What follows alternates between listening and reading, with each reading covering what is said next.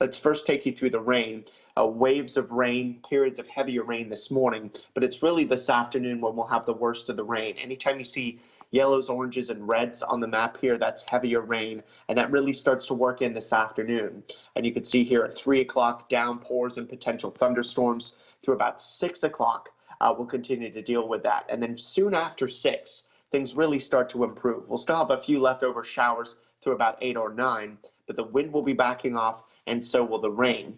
Let's take you through the wind gusts now. This is the wind gust potential into the future.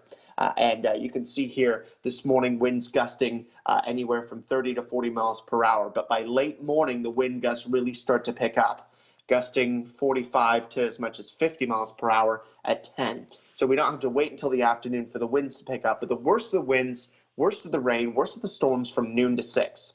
But it still gets pretty windy by the end of the morning. Here's around some of the highest numbers I expect our wind gusts to reach here today, between about 55 and as much as 65 miles per hour early to mid-afternoon. And it stays very windy through the end of the afternoon. But almost as soon as 6 hits, or just after 6, the winds really start to come down. This is 8 o'clock, winds gusting 20 to 25 miles per hour, much less wind. And we'll notice, yes, a breezy night, but not nearly as windy as what this afternoon and the early evening is going to be like. Rain is another story. By noon, we'll pick up between about a ½ inch and 3/4 of an inch of rain. And by the time the storm system is done by this evening, roughly 1 to 2 inches of rain. If this comes down too heavily, we could get some street and stream flooding here today. Thankfully, not a lot of people driving around today, but if you are, make sure you give yourself some time to maybe have to take a different route if a street is covered in water.